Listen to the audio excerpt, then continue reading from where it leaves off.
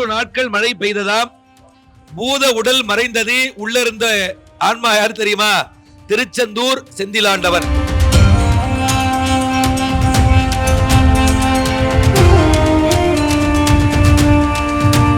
கணக்கம்பட்டி என்ற ஒரு சாமியார். அவர் வேறு யாரும் அல்ல, பழனி ஆண்டவர்.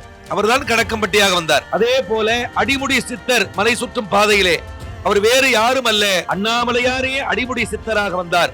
அதுபோல பூண்டி மகான் வேறு யாரும் அல்ல, திருச்செந்தூர் செந்தில் ஆண்டவனே இங்கு பூண்டி மகானாக வந்து எல்லாருக்கும் அருள் செய்திருக்கிறார்.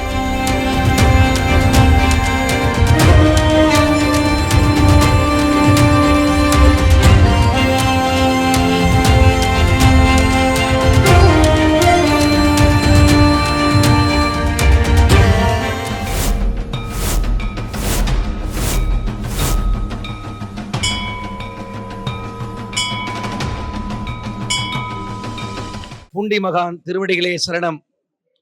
ஊரிலார், பேரிலார், குணமிலார், குறியிலார்.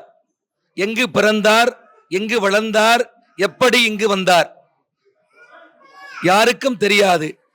ஆற்றிலே இருந்தபோது தண்ணீர் விலகி ஓடியது. அப்பொழுது அவரை ஆற்று சாமி என்றார்கள். பல்லாண்டுகள் சுற்றி திரிந்து, பேய் போல் திரிந்து, பிணம் போல் கிடந்து, நாய் போல் இட்ட சோற்றை உண்டு, நரிபோல் உழன்று திரிந்து திண்ணையிலே வந்து 19 ஆண்டுகள் அமர்ந்தார். அப்பொழுது அவரை திண்ணை சாமி என்றார்கள். ஆற்றிலே இருந்ததால் ஆற்று சாமி, திண்ணையில் இருந்ததால் திண்ணை சாமி.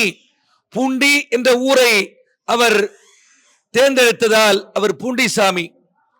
குழந்தை இல்லாதவர்களுக்கு குழந்தை வரம், வேலை இல்லாதவர்களுக்கு வேலை வரம், நோயோடு வந்தவர்களுக்கு, வெளிப்படையாக சொல்கிறேன், ஒருவர் உடல் ரீதியாக தவறான பாதையில் சென்று உடலிலே நோயை ஏற்றிக் கொண்டிருந்தார்.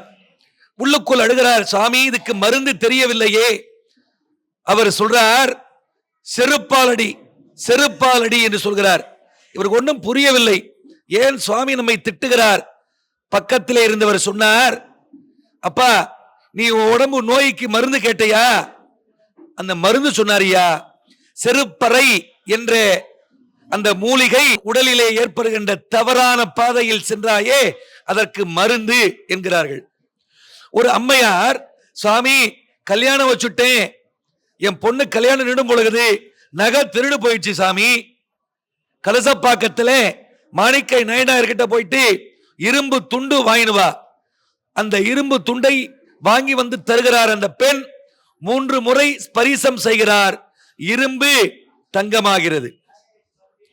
அந்த மாணிக்கை கேட்கிறார், சாமி உங்களுக்கு இட்லி பூரி வடை ஊட்டியிருக்கேன், நீங்க ஏன் எனக்கு இந்த இரும்ப தங்கமாக்குற வித்தையே எனக்கு சொல்லி தரல? சுவாமி சொல்றார், தங்கத்தை எண்ணி பங்கம் போகாதப்பா என்று சொல்கிறார். அப்படி அவர் ரசவாதம் தெரிந்தவர் அல்லர், தொட்டாவே இரும்பு தங்கமாகும். அவர் ரசவாதம் செய்யவில்லை. அவர் பூண்டி மகான், பூண்டி சாமி, பூண்டி அரசன், எல்லாவற்றுக்கும் மேலே திருச்செந்தூர் செந்திலாண்டவன்.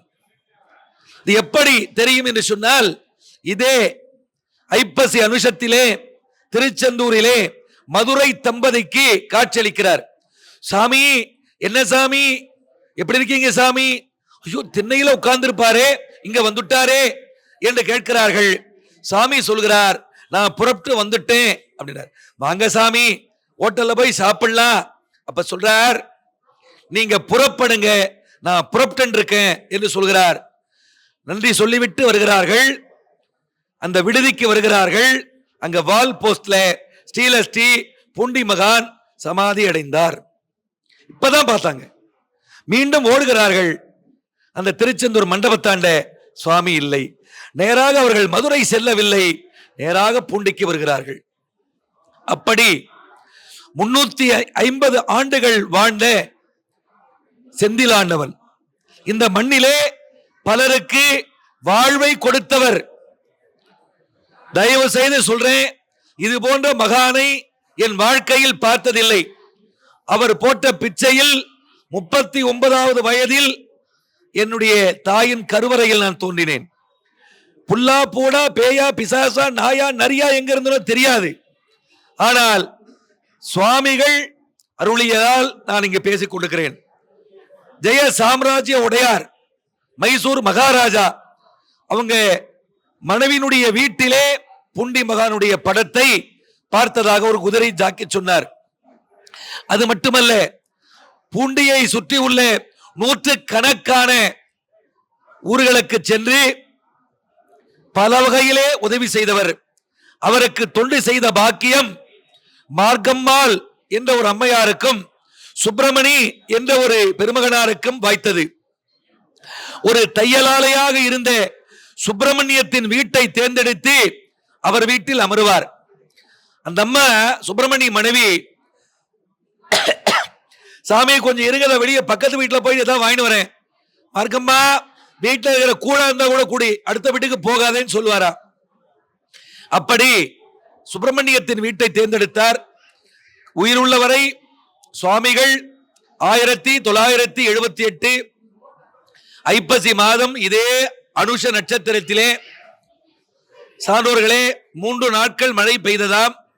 பூத உடல் மறைந்தது. உள்ள இருந்த ஆன்மா யார் தெரியுமா? திருச்செந்தூர் செந்திலாண்டவன். கணக்கம்பட்டி என்ற ஒரு சாமியார், அவர் வேறு யாரும் அல்ல, பழனி ஆண்டவர்.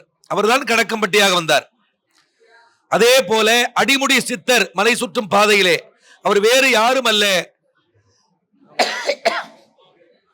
அண்ணாமலையாரே அடிமுடி சித்தராக வந்தார்.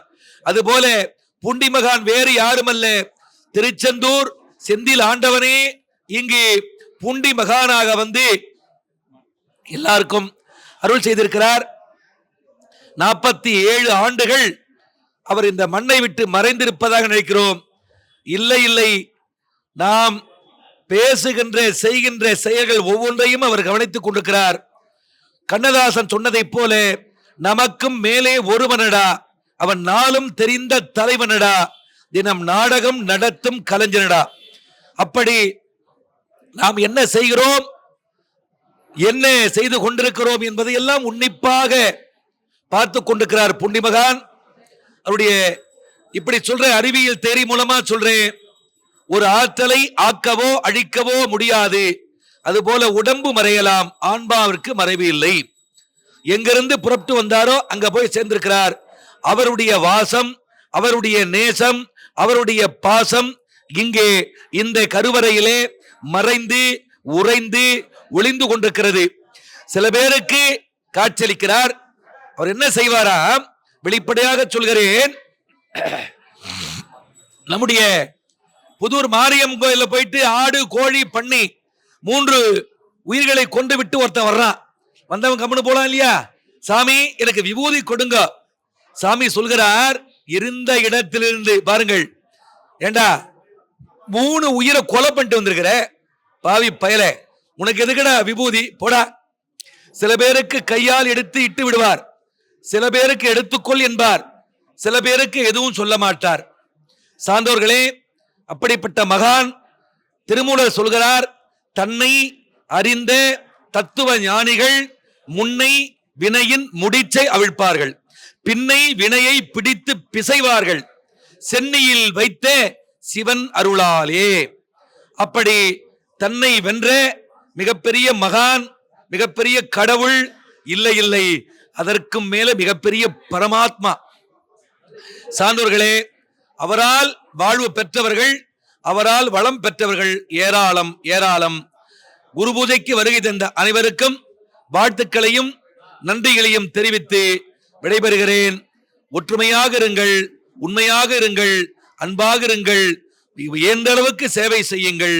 வாழ்க்கை வளம் பெறும், நலம் பெறும். நன்றி, வணக்கம். எல்லா உயிர்களும் இன்புற்று வாழ்க.